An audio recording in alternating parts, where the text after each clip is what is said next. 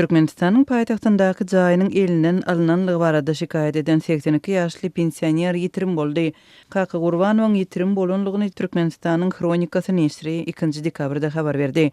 Aşgabatly pensioneriň ýagdaýy barada Adam hukuklary boýunça Türkmen inisiatywasy guramasynyň bu web saytynda 20 maýda habar berilipdi. Kaka Gurbanow video çykyşynda jaýynyň bir kanun elinden alynanlygyny özü gurrun beripdi.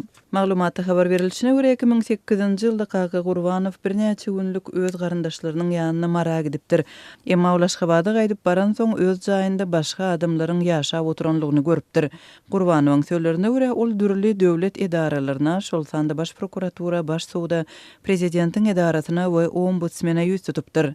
Ombudsman ýazdyrsyň Gurbanowa Gurbanowyň jaýynyň we emläginiň elinden alynmagy bilen onuň hukuklarynyň dogrudan bozulanlygyny aýtdy. Emma ombudsmanyň edarasynyň işgär taýdan entek jemlenmänligi, şikayetleriň bolsa köpdügi sebäpli özüniň Gurbanowa häzirlikçe hiç hili kömek edip bilmejegini duýdurupdyr diýip Türkmenistanyň Kronikasy näşri ýazýar. We şondan beri Kaka Gurbanowyň häkimetlerden hiç hili kömek alyp bilmänligini, tersine oňa kanun goraýjy edaralaryň wekilleriniň haýbat atyp onuň şikayet etmegini toktatmagyny talap edip başlanlygyny belliýär. Neşriň habar bermegine görä 27 noýabrda Gurbanowa Aşgabatyň bir kararlyk etrawynyň prokuraturasyndan jaň edip 11-nji otaga barmagyny talap edipdirler. Şol gün Gurbanow ören ýarawsyz bolan soň diňe 29-na baryp bildi. Prokuraturada ony kabul etmediler. Nowatçy onuň işiniň polisiýa tapşyrylanlygyny aýdypdyr. Polisiýa da oňa prokuraturynyň derňewçisiniň arz edip Gurbanowyň ony kemsidenligini aýdypdyr. Indi otur öýüňde we garaş haçan gerek bolsa el bagyny alyp iziňden bararlar diýip polisiýa ofiseri oňa aýtdy diýip Türkmenistanyň Kronikasy näşri habar berýär. We 82 ýaşly goja Kaka Gurbanowyň 30-njy noýabrdan beri telefon jaňlaryna jogap bermeýänligini belliýär. Onuň ýitirim bolmagy sebäpli biz adam hukuklaryny goraýjy guramalary we adam hukuklaryny goraýan halkara edaralaryny habarlatdyk diýip Türkmen inisiatywasy guramasynyň ýolbaşçysy Farid Tuhpatullin 4 dekabrda Adatlyk radiosyna aýtdy.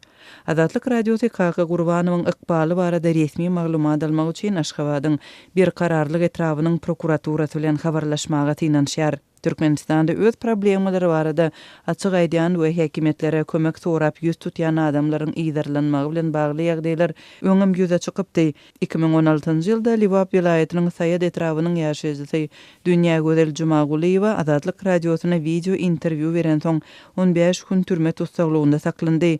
Zenan özüniň köp ýyldan beri işsizdigi we zähmet birjasynda nowata dursa da nowatyna seredilmeýänligi şeýle de edara kärhanalardaky boşan iş orunlaryna diňe para beren adamlaryň işe alynýanlygyny gurrun beripdi. 2018-nji ýylyň baharynda Türkmenistanda ýaş aktivist ýetirim boldy.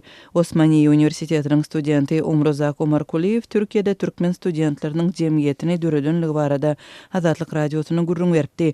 Ýa-ni türkmen häkimetleriniň çaklygy boýunça Türkmenistana baran Umrozak ýetirim boldy. Soňra ol türmede tapyldy.